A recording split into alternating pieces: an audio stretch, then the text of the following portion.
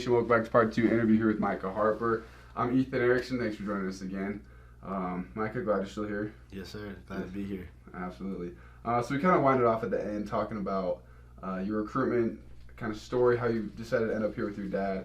So now we're going to kind of touch into as you've been. So you said your first year was COVID year. Right. So what was that like for you? It was different. I mean, obviously, a lot of things are shut down.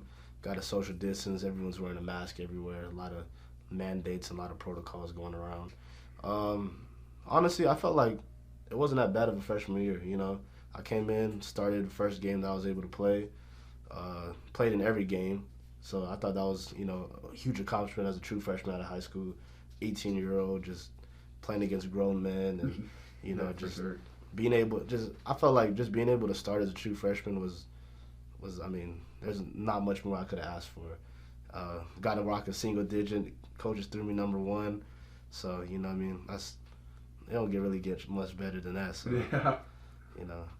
And then it actually ended up, had a great freshman year, ended up running track too as well. So my freshman year, had a good little indoor track season. And then What events did you run for that? I just did the 60. The 60? Yeah. I was thinking about doing the 200. I should have did it. Yeah? That was like my race in high school, the 200. What would you run if you're in the 200 right now?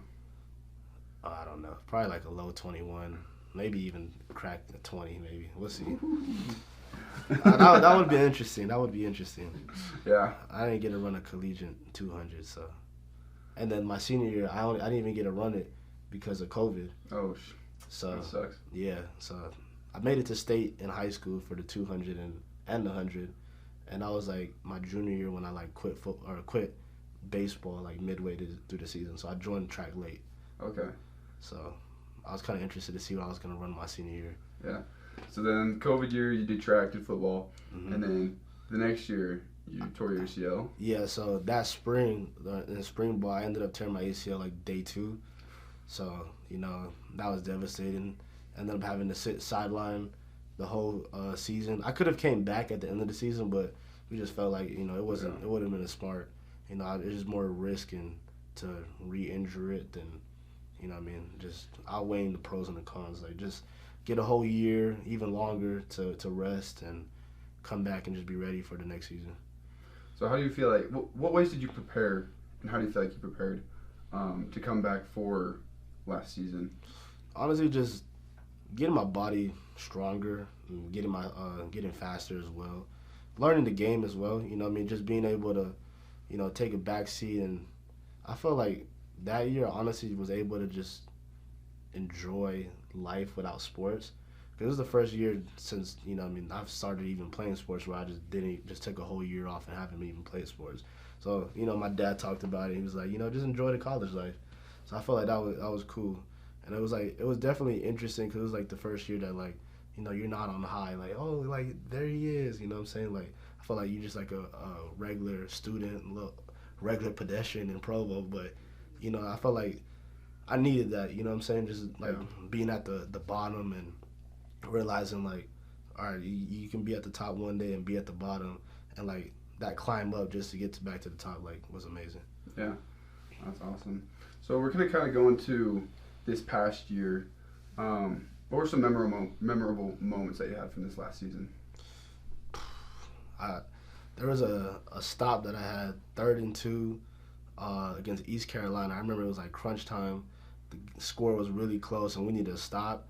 And I remember I was guarding the Y off, I believe, and I had a feeling that it was gonna be a run. So I looked at the Y off for like the first step, and then I looked in the backfield, and I just shot the gap. Like I seen the gap and I shot it, and I made a TFL.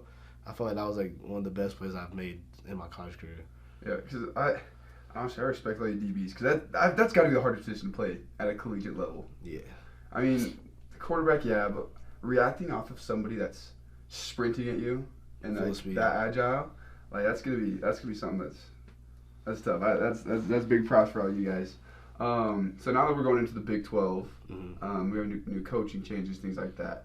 What are you looking forward to as we go into it? Just better competition week in and week out. We got the 2 FCS games at the beginning of the season, and then we go straight into Arkansas at their house, and then you got every week is a Big 12 opponent. So you're playing Power 5 ball, which is every kid's dream. You know, it was my dream. It's one of the reasons why I came to BYU, because we're independent. We got to play all these Power 5 teams. I think we have a really good coaching staff right now. You know, we changed the culture, especially on defense, to, you know, don't matter what the reporters say. Like, we can come in, and nothing that says that we can't come in day one or at the end of the season be a Big 12 champion or the number one defense in the Big 12. I feel like it's just a mentality that we have now that the Coach Hill definitely has installed in, like, our mindsets. Yeah, that's awesome. That's going to take us out of our second segment here. We're going to dive into a little bit more of that Big 12 with the coaching changes in our third part. Cougar fans, thanks for watching part 2. Be sure to stick around for part 3. And if you haven't already, go back and watch part 1 with Micah. Some good stuff, getting to know him. So I just want to see guys on the field that you know a little bit about, you know. But thanks for watching part 2. Be sure to watch part 3. Thanks. Thank you for watching this interview. Please like and subscribe so you don't miss the other 2 parts of this interview, plus all of our other interviews we do with BYU athletes. We also like to give a special thanks to our Cougar Board insiders for making this possible.